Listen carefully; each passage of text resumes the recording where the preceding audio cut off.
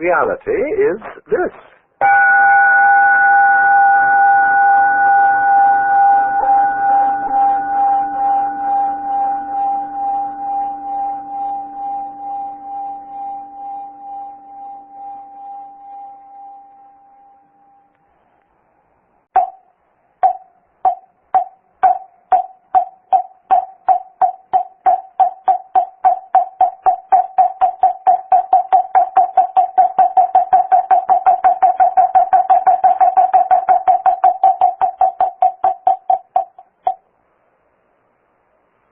A person who thinks all the time has nothing to think about except thoughts.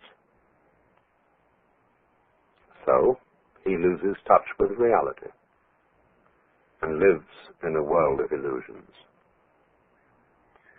By thoughts, I mean specifically chatter in the skull, perpetual and compulsive repetition of words, of reckoning and calculating. I'm not saying that thinking is bad. Like everything else, it's useful in moderation. A good servant, but a bad master.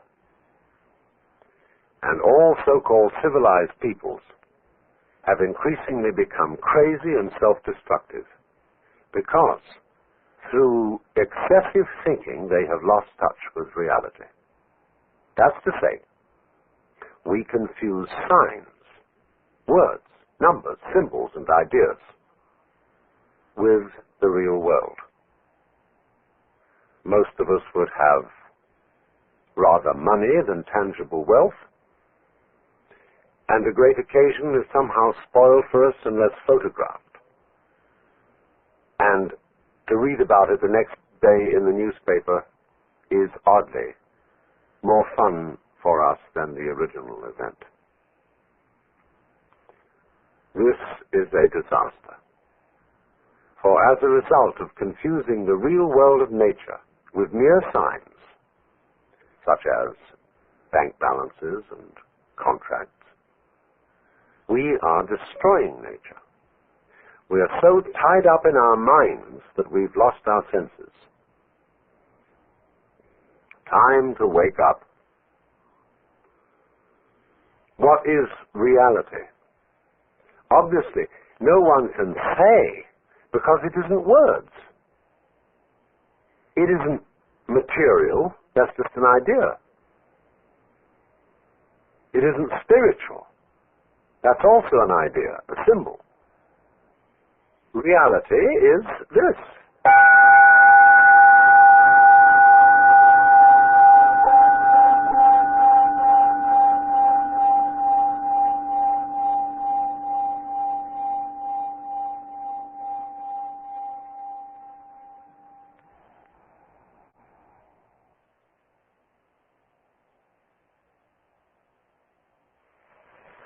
Realize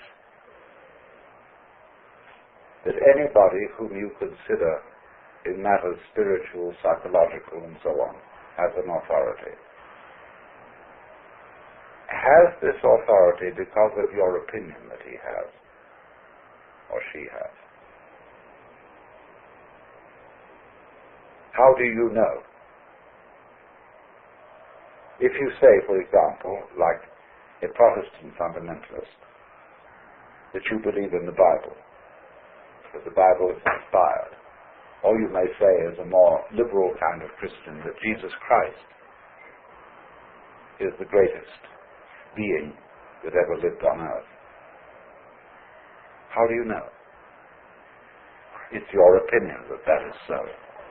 Lots of people may have told you so, and you may be very impressed by those people, but you bought it.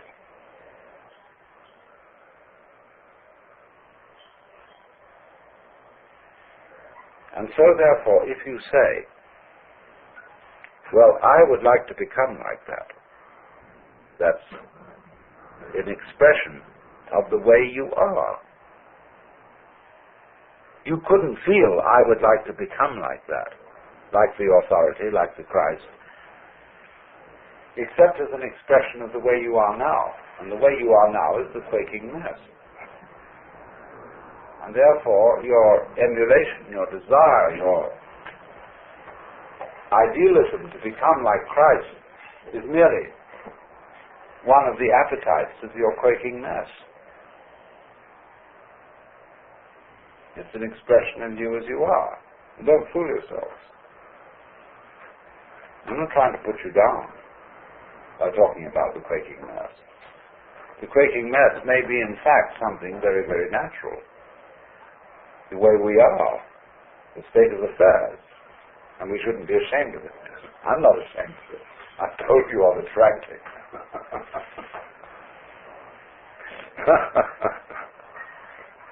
But it is important not to fool oneself about this. But there doesn't there, seem to remain a problem about existence, about being alive. Now let's go into what is that problem at the sort of nitty-gritty level.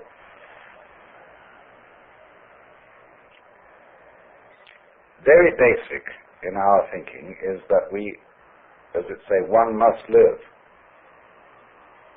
We need to survive, to go on. We need, therefore, money for food, for this, that, and the other. We must go on. And we know that we're not going to get away with it for very long. That after a certain number of years we're going to die. The thing is going to end. The thing that we call I is going to be as it is in sleep. Deep sleep with no dreams. But that between now and that happening, there may be the most ghastly pains. Not only perhaps the pains of physical disease, or being wounded, or hurt, but the pains of worrying about our failure of responsibility to people who depend on us. And we suffer other people's suffering simply because we're sensitive and have imagination and participate in their sufferings, and our adrenaline and our chemicals respond simply by imagination to the sufferings of other people. And what about that?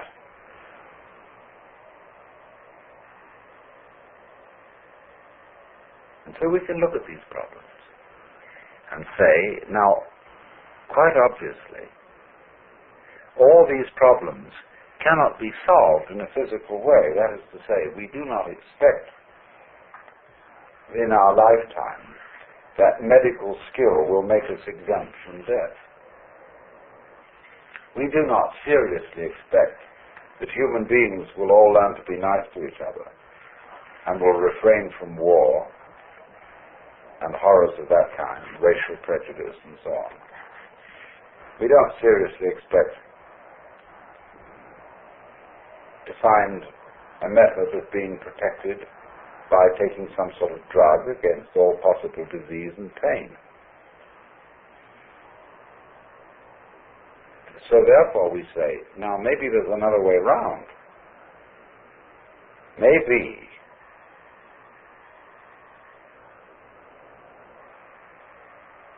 that instead of solving these problems at the technical level, we could solve them at the psychological and spiritual level by so disciplining ourselves, by so doing something with ourselves, that we wouldn't be afraid of it anymore. And so, in accord with that motivation, we seek out spiritual teachers, psychological teachers, this, that, and the other. Could we somehow be made over so that we don't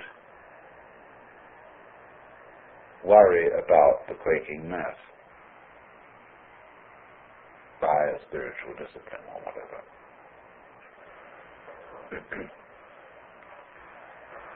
And you see, if you examine that this wanting to overcome the quaking mess and not have it anymore, that precisely is the quaking mass.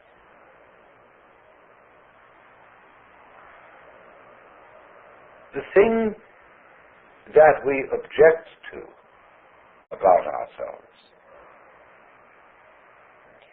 is precisely what we do about overcoming it.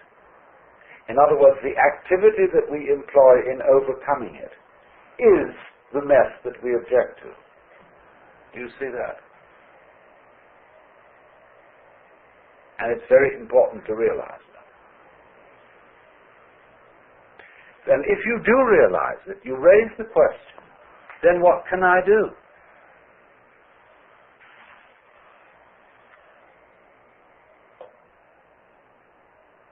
What can I do to transform the quaking mess into the state of mind of the true mystic? Well, if you are the quaking mess, there is obviously nothing you can do to transform yourself into the state of mind which you idealize as that of being the true mystic, the Christ, the saint, or whatever. So, you realize that everything is phony, that all your ideals are simply manifestations of the quaking mess, trying to get away from himself. And that you are put in the position of, it is absolutely necessary for me to be different from the way I am. But there's absolutely nothing I can do about it, because being the way I am, I cannot be different from that. Let's say this, but if we can put it in different ways. I know that I ought not to be selfish, and I would very much like to be an unselfish person, but the reason why I want to be an unselfish person is that I am very selfish and would far more love myself and respect myself if I were unselfish. You see? I know that I ought to love God, and whatever. And why do you want to love God? Well, because God is the biggest boss, and it's best to be on the side of the big battalion. That's really why I want to do it. In other words, because I'm looking for the safety of my own spiritual skin. So I think I ought to love God. All sophisticated saints have known this. St. Paul understood it, St. Augustine understood it, Martin Luther understood it. They didn't know what the hell to do about it. But there was nothing to do about it.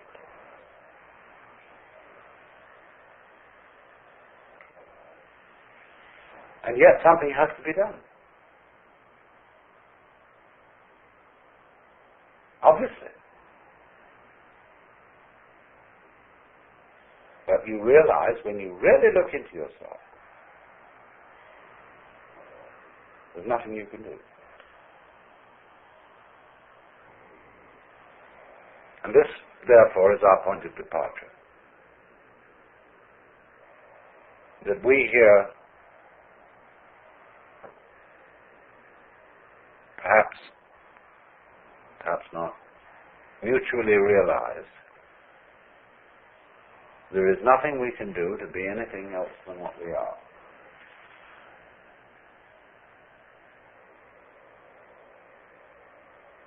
To feel any other way than what we feel at this moment. And to be then this quaking mess which has the capacity for the horrors about what life can do to us. However, this isn't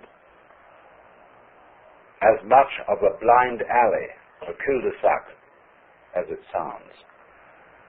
Because if you discover a blind alley, it tells you something. Watch the flow of water when it crosses over an area of land, and you will see that it puts out fingers.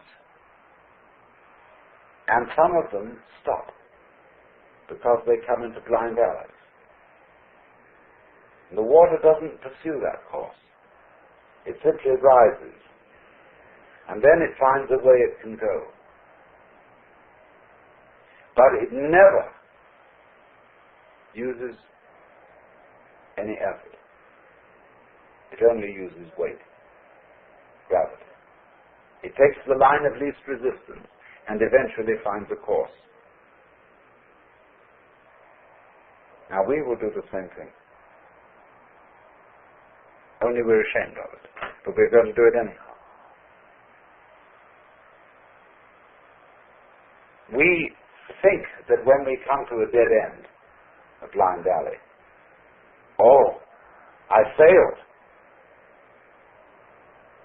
Supposing the water, at each place where a finger of water stretches out over dry ground and doesn't go any further because the land is too high, the water would say to itself, I failed. We would say it was neurotic water. Just wait, and it will find a way. Now, when you find, you see, that there's this predicament that I've been describing to you, that there's no way of transforming yourself to become this fearless, joyous, divine being as distinct from the quaking mass. When you say no way, this is not a gloomy announcement.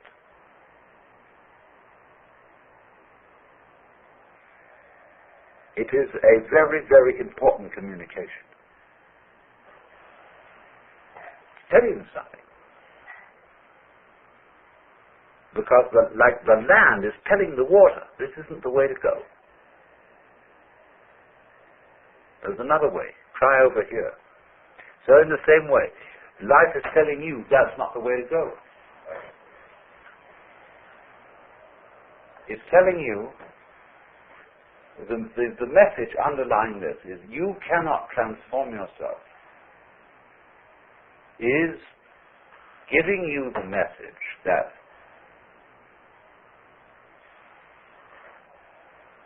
the you that you imagine to be capable of transforming yourself doesn't exist.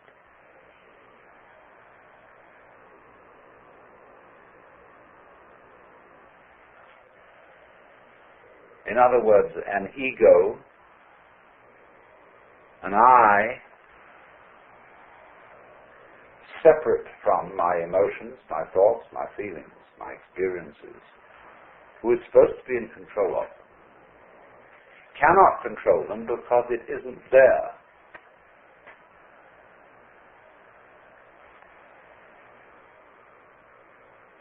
And as soon as you understand that, things will be vastly improved. Now we can go into this. What do you mean by the word I?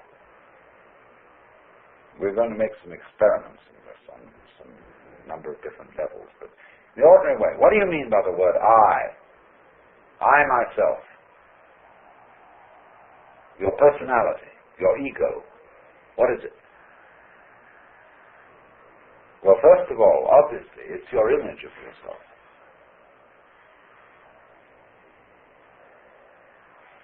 It's composed of what people have told you about yourself, who you are, how they've reacted to you, and given you an impression that that's the sort of person you are.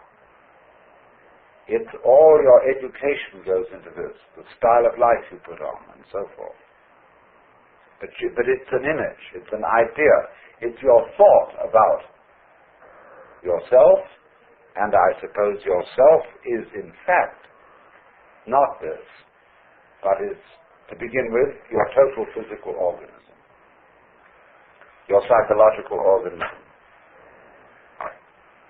And, beyond that, an organism doesn't exist as an isolated thing any more than a flower exists without a stalk, without roots, without earth. So in the same way, although we are not stalked on the ground, we are nevertheless inseparable from a huge social context of, well, to begin with, parents about ourselves,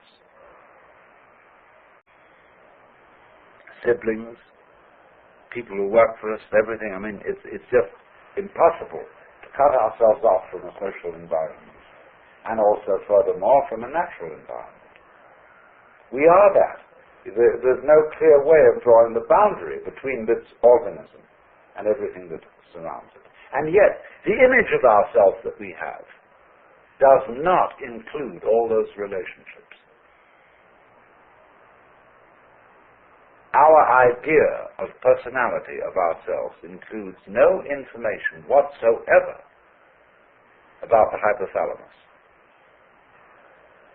an organ of the brain, the pineal gland, really of the way we breathe, of how our blood circulates, of how we manage to form a sentence, how we manage to be conscious, how you open and close your hand. The information contained in your image of yourself contains nothing about all that. And therefore, obviously, it's an extremely inadequate image. But nonetheless, we do think that the image of self refers to something. Because we have the impression, very strongly indeed, that I exist. And this isn't just an idea. We think, my God, it's a feeling. It's really substantially there in the middle of us. And what is it? What do you actually sense? Like, when you're sitting on the floor and you feel the floor is there and it's real and hard. Okay, what are you sitting on the floor? What do you have the sensation of? It's you here. When you're not hitting yourself. What is it?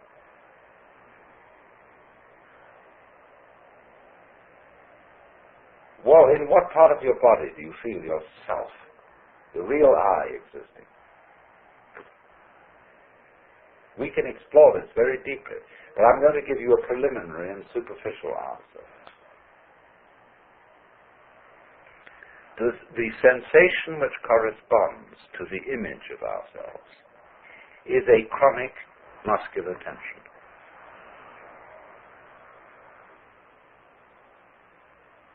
Which has absolutely no useful function whatsoever.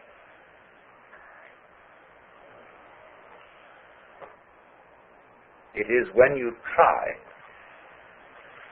say, to concentrate. What do? When you try to pay attention. When I was a little boy in school, I had sitting next to me another boy who had great difficulty in reading.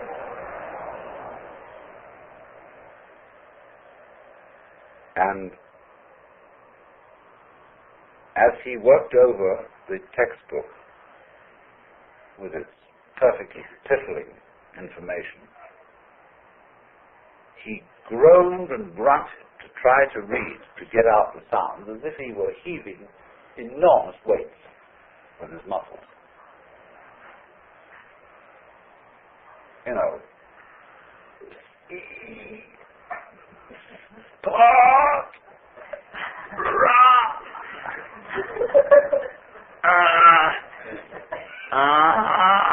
Run.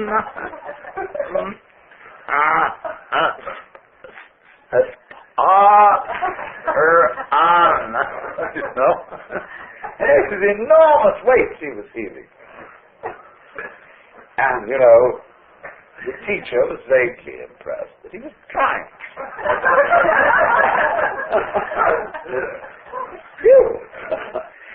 And absolutely, always tying yourself up into a knot has absolutely nothing to do with the way your mind works.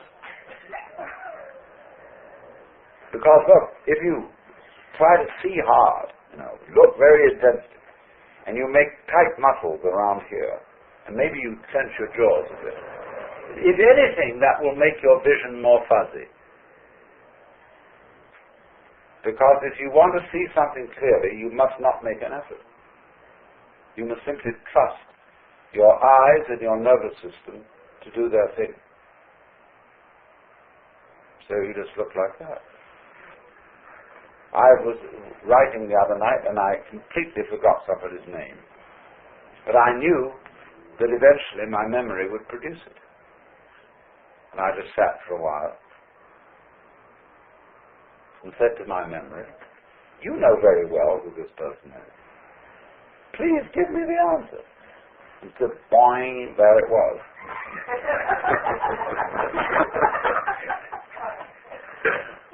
Because that's the way nerves work. They don't work by forcing. And yet we've all been brought up to try to force our nervous activity, our concentration, our memory, our comprehension, and indeed our very love. We've tried to force it with muscles. Men will understand me if I say, you cannot force by muscular effort yourself to have an erection. Women will understand me if I say, you cannot force yourself with muscles to have an orgasm. It has to happen. And you must trust it to happen. And there is absolutely nothing you can do about it by using your muscles. Nothing, nothing, nothing. So, in precisely the same way. Well, let's complete the picture. So, therefore, the notion that we have of ourselves, of ego, is a compound of an image of ourselves which does not fit the facts, and a sensation of muscular straining which is futile. So that what you conceive to be yourself is the marriage of an illusion and a futility.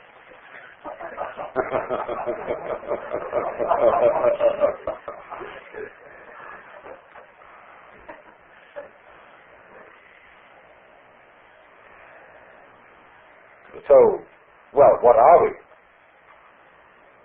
If that isn't the case. Well, obviously, if you want to take a scientific point of view, by that mythology, then your organism, about which we know very little. And the organism, as we've seen, is inseparable from its environment. And so you are the organism environment. In other words, you are no less than the universe. Each one of you is the universe expressed in the place which you feel is here and now. You're an aperture through which the universe is looking at itself, exploring itself. And we're going to go into that much more deeply.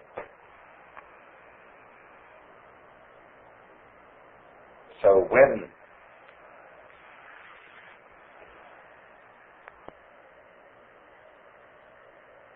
you feel that you are a lonely,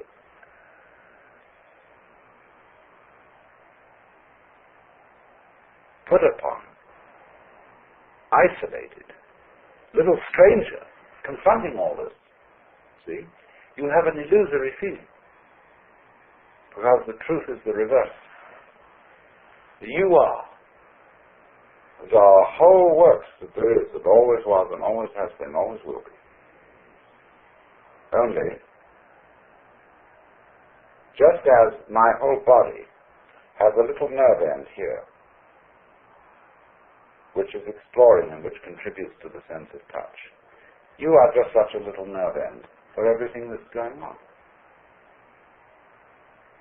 Just as the eyes serve the whole body and help it to find its way around, so you are, as it were, serving the whole universe. You're a cell in it. And it's exploring itself. So that you as a function, you are a function of all that. And therefore, if this is so, it just doesn't fit these facts do not fit the way we feel.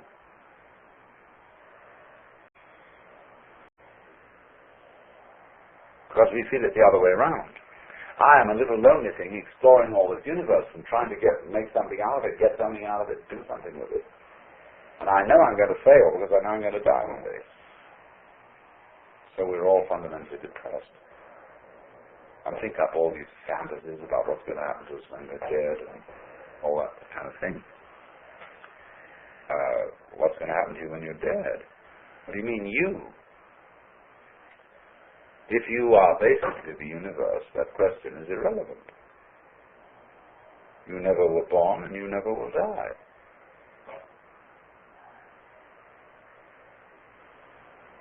Because what there is you. And that should be absolutely obvious. But it is not obvious at all. That should be the simplest thing in the world. That you, the I, is what has always been going on and always will go on forever and ever. But we have been bamboozled by religionists, by politicians, by fathers and mothers, by all sorts of people to tell us, you're not it.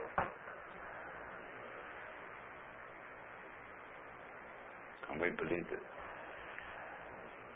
So, do you see now why, if I put it to you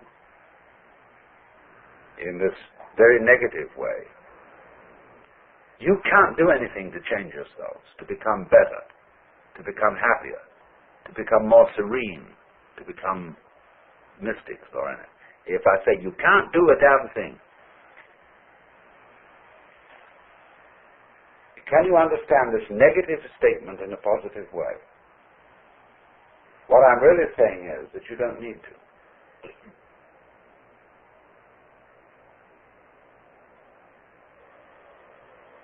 Because if you see yourselves in the correct way, you are all as much extraordinary phenomena of nature as, say, trees, clouds, the patterns in running water, the shape of fire, the arrangement of the stars, the form of a galaxy. You are all just like that.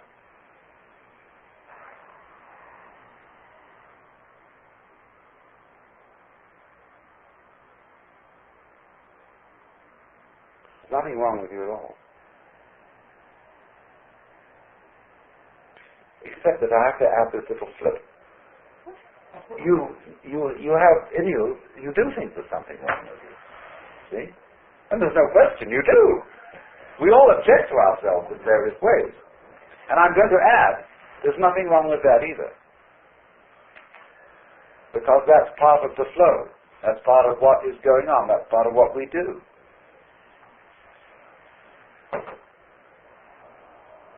So I don't, you see, what I'm actually going to do is I'm going to deliver you from a sense of guilt.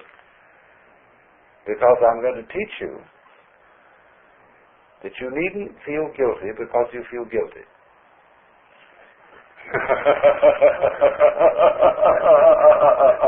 Of course you feel guilty. It's like someone put a match on you and you feel hot. So they taught you as a child to feel guilty, and you feel guilty. They say, well, if someone comes along and says, well, you shouldn't. It's not the point. I'm going to say, not that you shouldn't, but that you do, and don't worry about it. And if you want to say further, but I can't help worrying about it, I'm going to say to you, okay, worry about it. This is the principle called in Japanese judo, meaning the gentle way. Go along with it, go along with it, go along with it.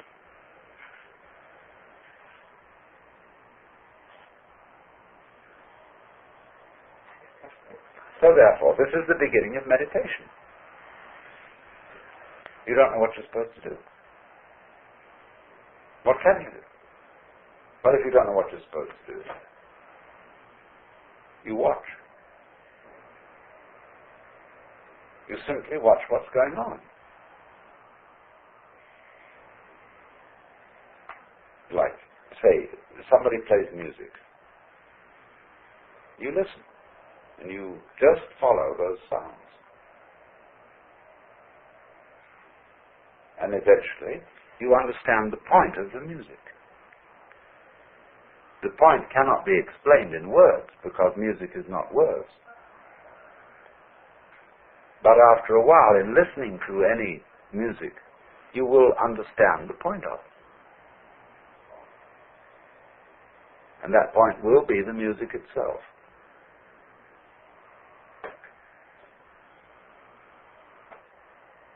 So in exactly the same way, you can listen to all experiences, because all experiences whatsoever are vibrations coming at you. You are these vibrations, as a matter of fact. If you could really feel out what is happening, what you are aware of as you and as everything else is all the same. It's a vibrations of all kinds, and they're on different bands of the spectrum. Sight vibrations, emotion vibrations, touch vibrations, sound vibrations. All these things adding together are woven. All the different senses are woven, and you get a pattern in the weaving, and that pattern is the picture of what you now feel. This thing is kind of see? Now, instead of saying, what should I do about it? Because who knows what to do about it? To know what to do about this, you would have to know everything. And if you don't, then the only thing that, at least to begin with, you can do is watch. Watch what's going on. Watch not only what's going on the outside, but also what's going on the inside. Treat your own thoughts, your own reactions, your own emotions about what's going on outside, as if those inside reactions were also outside things. That you're just watching. And follow, simply observe how they go. Note now, you may say, this is difficult.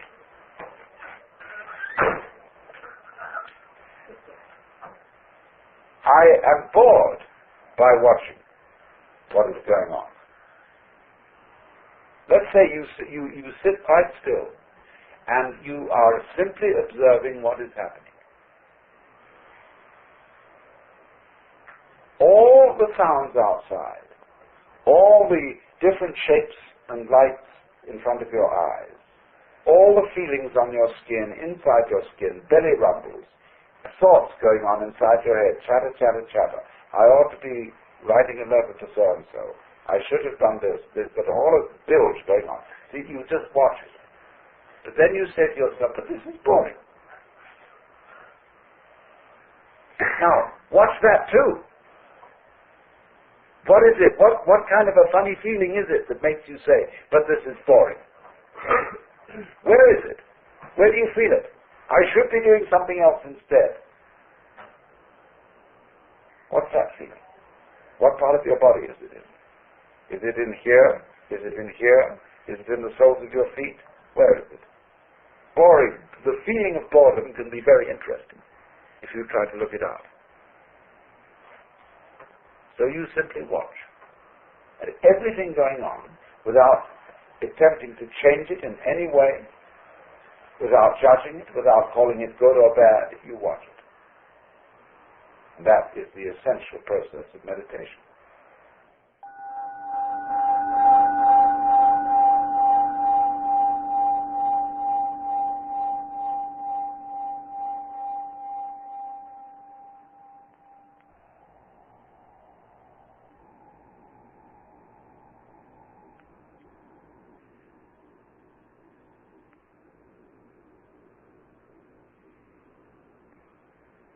We all know what reality is, but we can't describe it. Just as we all know how to beat our hearts and shape our bones, but cannot say how it is done. Water becomes clear and calm only when left alone.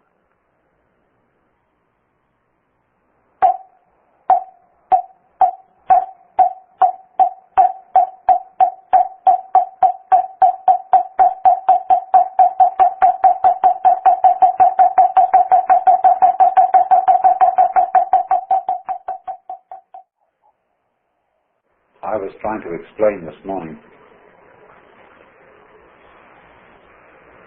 that what, for want of a better word, we call meditation, or I sometimes prefer to say contemplation, is really supposed to be fun.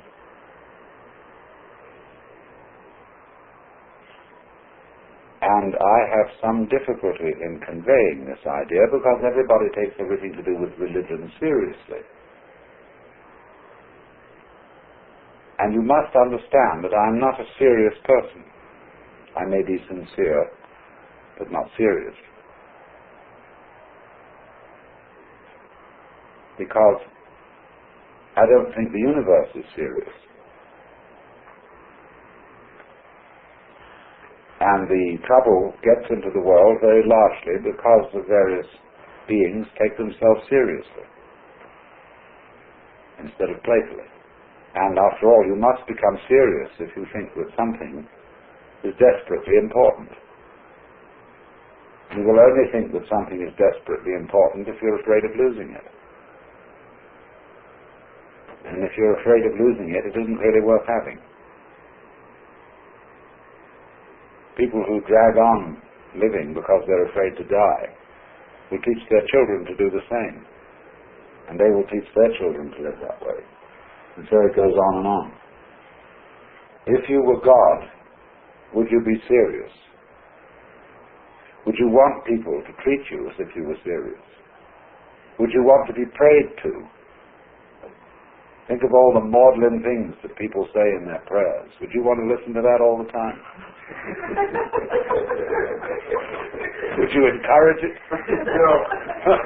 Not if you were God. So in the same way, meditation is different, you see, therefore, from the sort of things that people are supposed to take seriously. Because it doesn't have any purpose.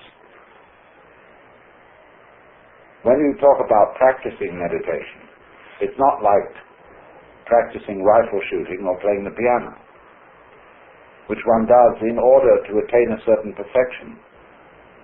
You practice in order to make perfect. You practice the piano to go on stage and perform. But you don't practice meditation that way, because if you do, you're not meditating. The only way in which you can talk about the practice of meditation is to use the word practice in the same way as when somebody says that he practices medicine. It's his way of life. It's his vocation. He does it every day. Maybe he does it the same way every day. Maybe if it's good, that's fine. Because in meditation, you see, there's no idea of time. In practicing learning things, time is of the essence. Let's do it as fast as possible. Let's find a faster way of learning how to do this. In meditation, a faster way of learning is of no importance whatsoever, because its focus is always on the present. And there may occur growth in it, but it's the same way that a plant grows. Once upon a time in China, there was a farming family, and they were having dinner. And the oldest son came in late. And they said, "Why are you late for dinner?" He said, "I've been helping the wheat to grow." Oh. So they came out next morning, and all the wheat was dead. Well, what happened was that he had gone and pulled each stalk up a little. Yeah. To help it grow. So growth always occurs in a being like a plant, which is perfect at every step.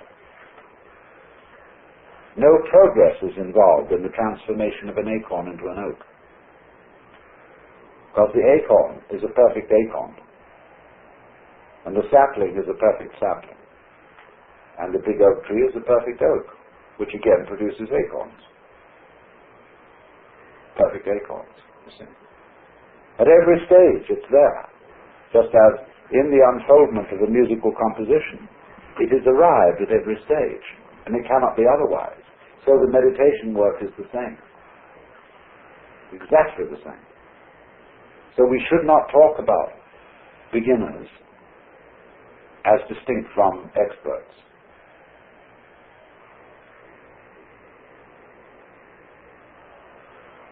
We should develop, if we could, a new vocabulary. So it's very difficult in the context of our competitive world to speak about things like this. To bring about the idea of doing something which is not acquisitive, which you're not going to get anything out of, because there's no one to get anything. When you understand what I've been talking about there being no experiencer separate from experience, then there's no one to get anything out of life, or to get anything from meditation. So we have here a sort of law of reversed effort.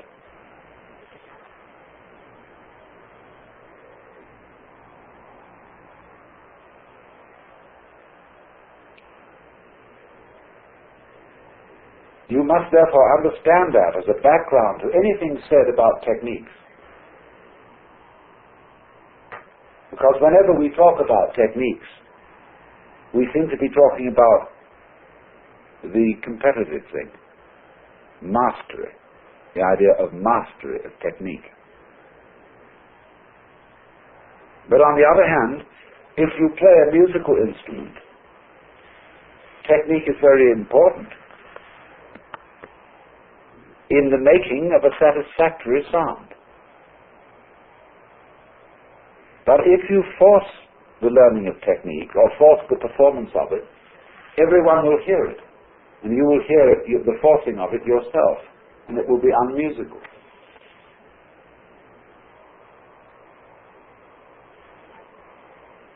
And so you have to address yourself to the playing of an instrument without hurry.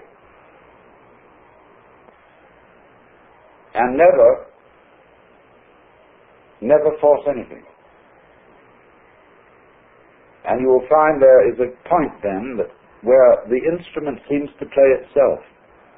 And when you get that peculiar feeling of the sound that is coming out of a flute or a violin string or whatever is as it were happening of itself, then you're playing the instrument properly. Same way if you sing. There comes a point when your voice takes over.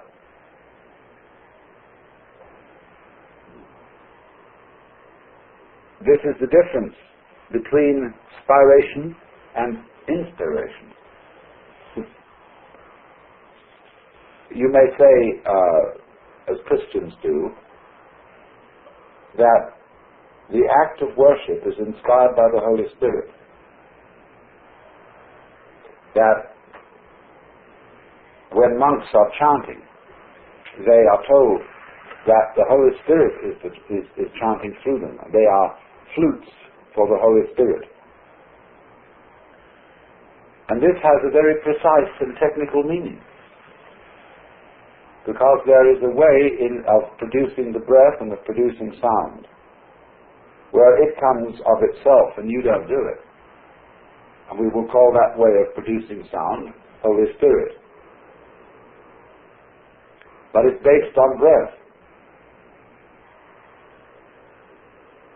I pointed out in the first session that breath is a curious operation because it can be experienced as both a voluntary doing and an involuntary happening. You can do a breathing exercise and feel that I am breathing in just the same way as you can feel I am walking. But on the other hand, you breathe all the time when you're not thinking about it. And in that way, it's involuntary. You must breathe. And so it is the faculty attending to which we can realize the unity of the voluntary and involuntary systems.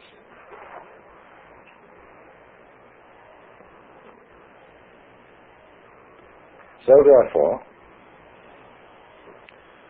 what is called anapanasati in Buddhism means mindfulness of the breath, watching breath. And watching breath is fundamental in meditation, because it's like sound.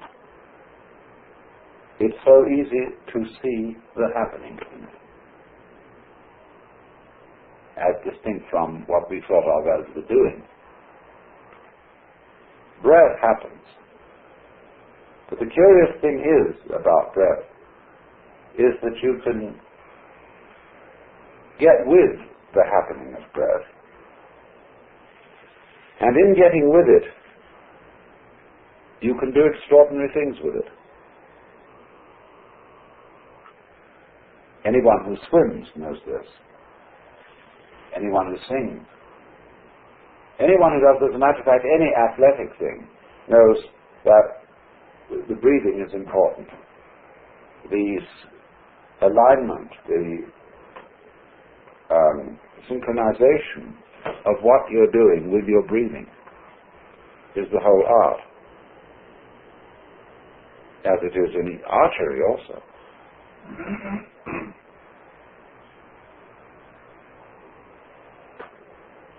But powerful breath is not worked by muscle power. It is worked by gravity, by weight. And what I would like you to do is, if you will sit upright, and the reason for this is very simple, that the part of your body in which the breathing is occurring is unencumbered. And also, sitting upright on the floor, you are slightly uncomfortable, so that you won't go to sleep. And in any peaceful and quiet state of mind, it's very easy to go to sleep. And now, in this way, in this position, you simply become aware of your breathing without trying to do anything about it at all. You let it happen and watch it.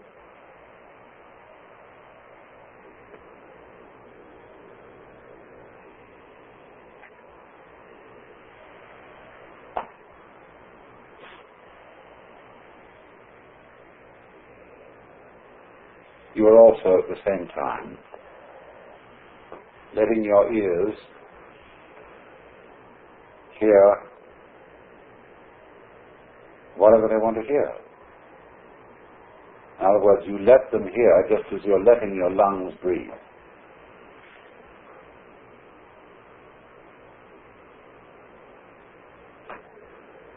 Now, beyond this, can you get the idea of breathing out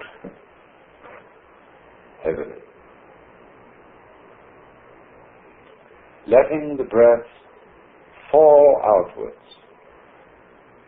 without pushing it.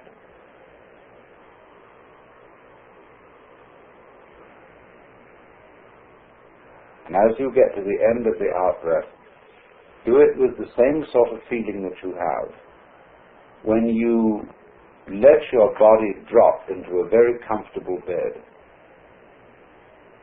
You drop out. Let go. Fall. Let weight do it. And then after a while, the breath will return. Don't pull. Let it fall back in.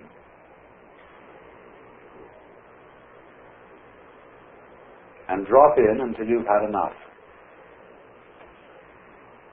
And then let it drop out again.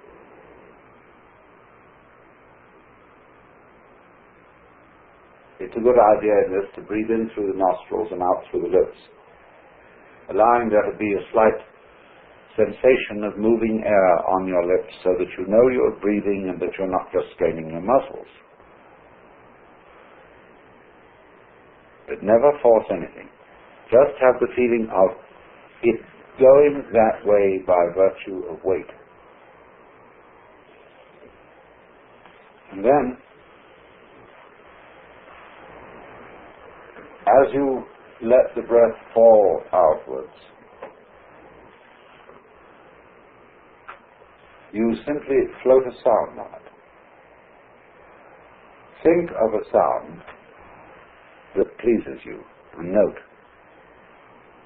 that seems agreeable to your voice.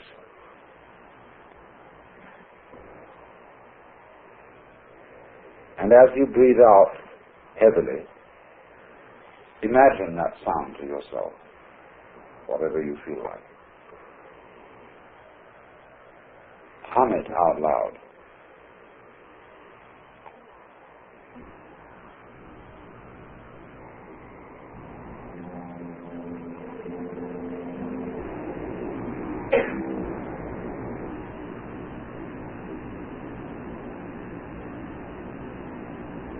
And keep it going.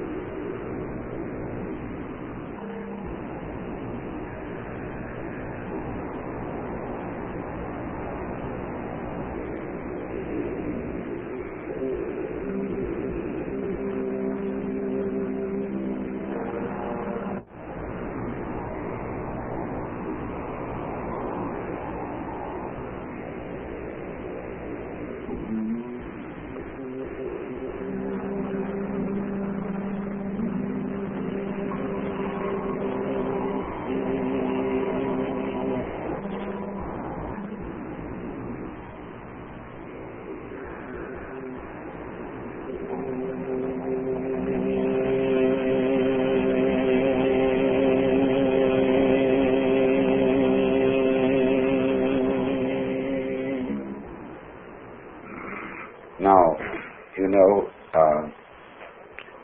you're still a little short-winded and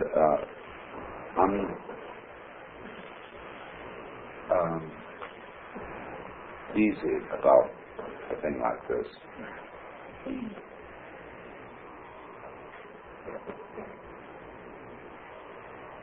You can, as well as allowing the sound to hum and happen with breath that is falling out, you can, as it were, simply request it to increase the volume without forcing. And you can keep a sound humming as a whole group of people together by, when your sound ends, bring it in again quite softly and then allow the volume to rise.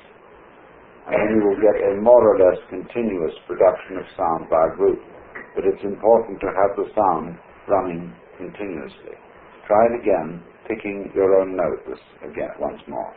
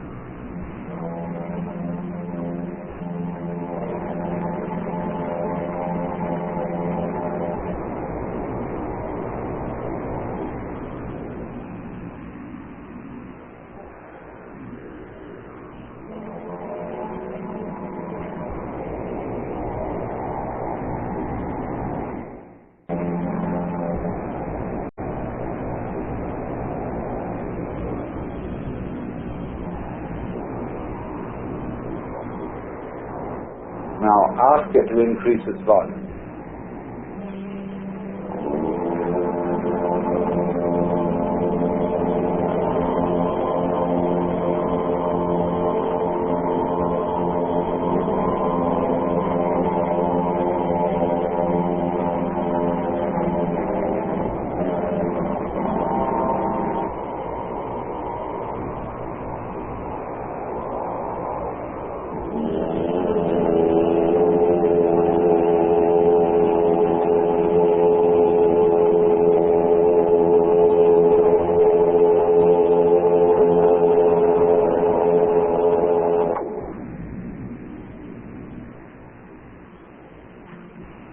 Listen a moment.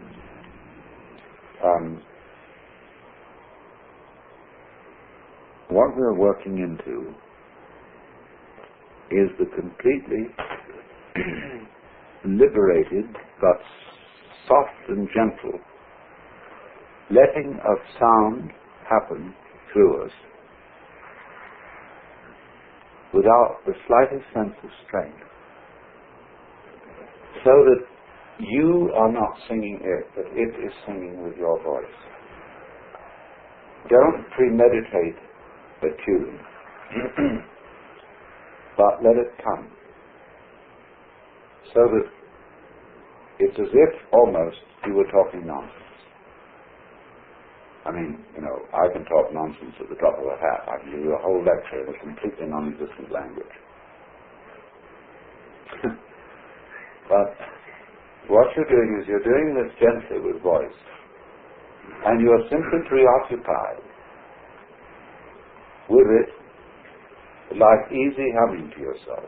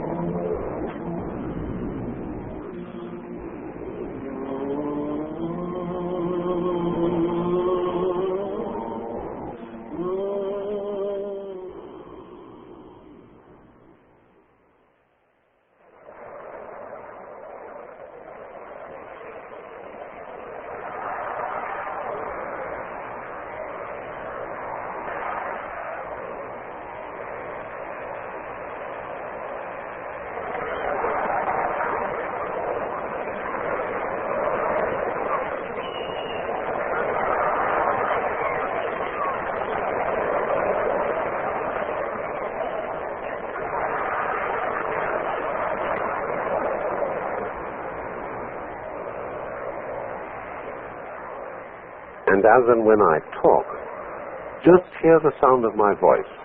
Don't bother about what it means. Your brain will take care of that by itself. Just let your eardrums respond as they will to all vibrations now in the air. Don't let yourself, or your ears, be offended by improper or unscheduled sounds. If, for example, the record is scratchy, okay. You wouldn't object if you were listening to it sitting by a fire, crackling logs.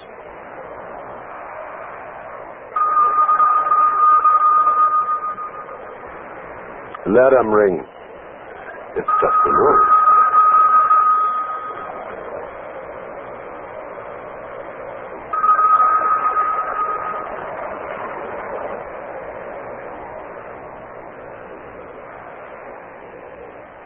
And keep your tongue relaxed, floating easily in the lower jaw.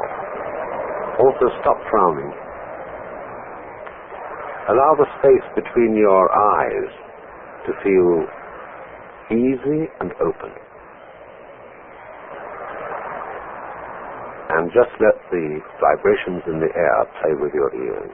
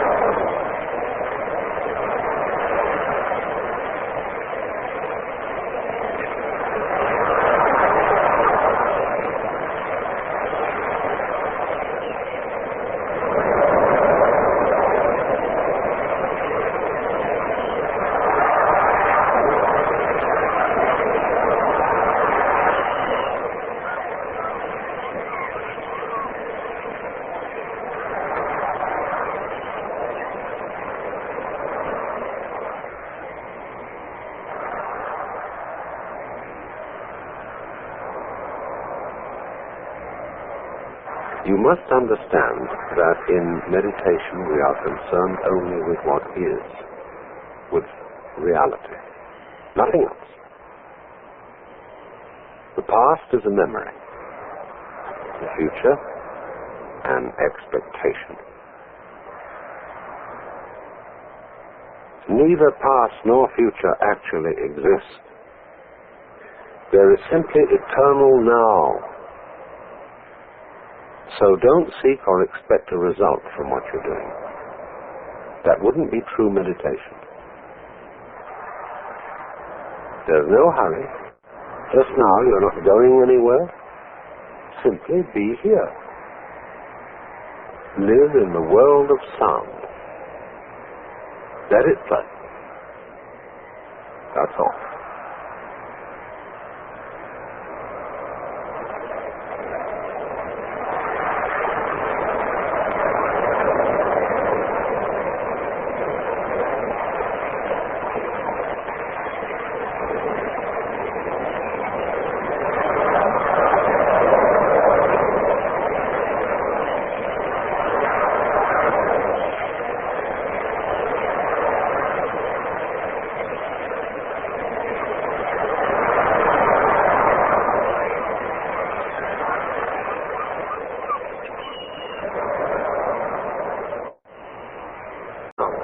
Can you actually hear anyone who is listening? Can you hear any difference between all these sounds on the one hand and yourself on the other?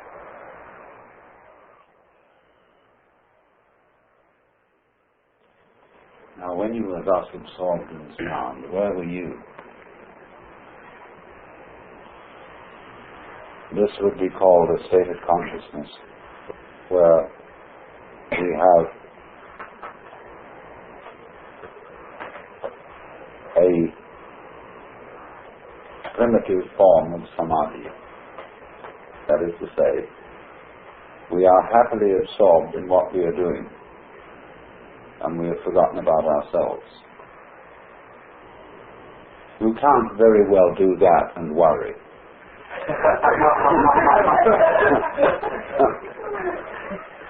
Or think anything serious. And you'll notice that there's a special way of doing it. Because, we can go crazy, and we can do kind of the wild Indian chants. But in this, you are sort of straining too much as a rule, see? If you keep it down to a soft thing like this, and get the floating feeling of the voice, if you instantly you feel any sound is uncomfortable, avoid it. Slip down if you're going too high. Slip up if you're getting too low. If your voice tends to change, follow its change. So that you're just swinging along with it. This is the point of why, from ancient times, people discovered humming and singing, and everybody used to sing while they worked. But you will notice that today, very few people sing at all.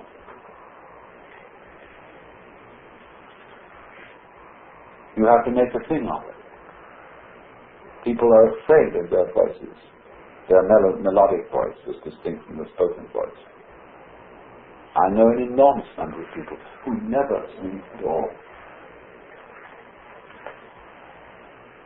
Why is it that when the scriptures, the Upanishads, the sutras, are read, they are invariably chanted? Because an extra dimension is added to the voice as soon as you bring a note into it. That's the divine element, you see. The note sound, the singing sound, symbolically speaking. So, this is a form of what I would call free mantra chanting, like we did it then, which isn't used much.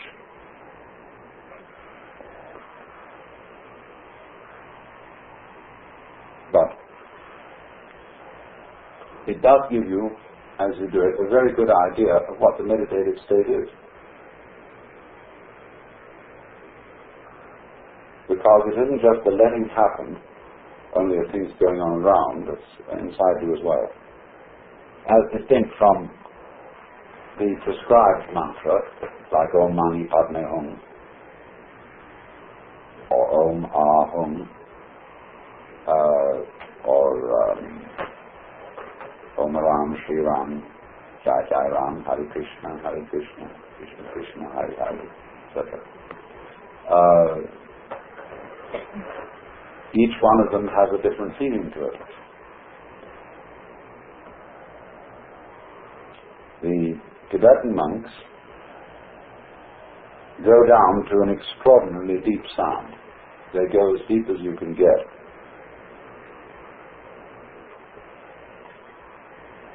There is a reason for this. It's very difficult to explain, because you have to do it. But when you go down into sound as deeply as you can get, you're going to an extreme of the vibration. And everybody feels naturally that what is deep is sort of the underpinnings, the foundation. And when they go into that deep sound, they are literally exploring the depths of sound. As we say, go into it deeply. But you can very readily see, once you get into that you're in another state of consciousness altogether. You're not anymore in fidgety chattering to your skull every day, consciousness. What I call normal restlessness.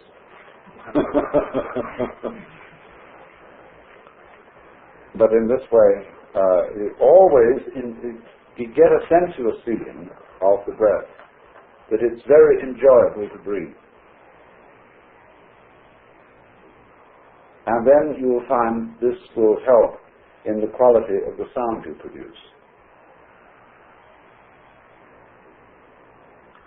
And we, of course, have to get away from some of our musical prejudices when we do this.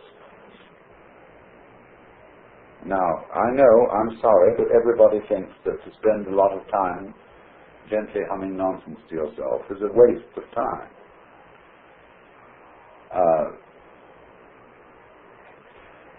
What are you going to do with the time that you save? You know?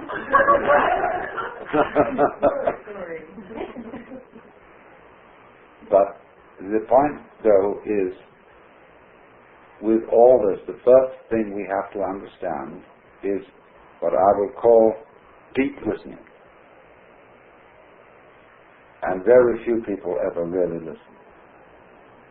Because instead of receiving the sound, they make comments on it all the time. They're thinking about it. And so the sound is never fully heard. You just have to let it take over. Let it take you over completely. Then you get the samadhi state of becoming it.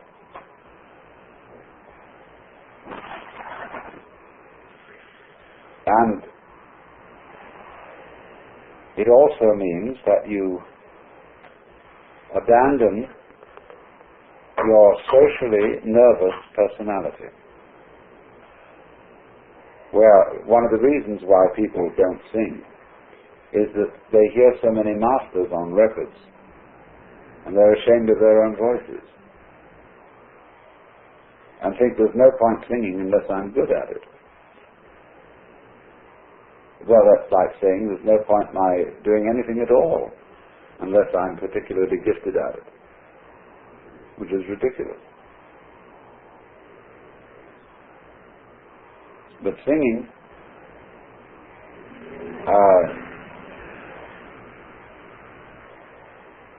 is of course very good for you, but we won't mention that, because it brings in too much purposiveness into it. And but it's like a child will make noises because of the absorbing interest of making noises. The child will make all sorts of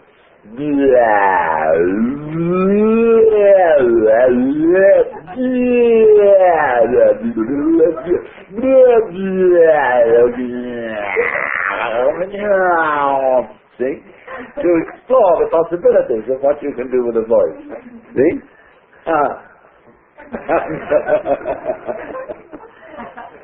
You don't see adults going around there. They'll be shy. We are more.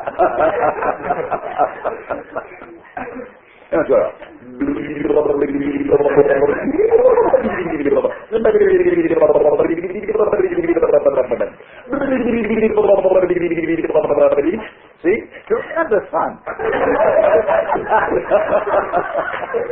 But all this perfectly incorporable with meditation. It embarrasses the hell out of some people. He said, what are you laughing at? No, I don't see any point in laughing if it's something funny. I had a friend who was a theological student. He was very fat. And he used to sit on the elevated train that went from Evanston into Chicago. There were seats right down the side of the train, so he'd sit in the middle of one side, and everybody in the car could see him. The fat fellow would sit in, he'd get on at Evanston. He'd sit there on that kind of vacant, and he'd start to chuckle to himself. And slowly he'd work it out. His heart was all its flesh vibrating, and by the time they got into Chicago, the whole car was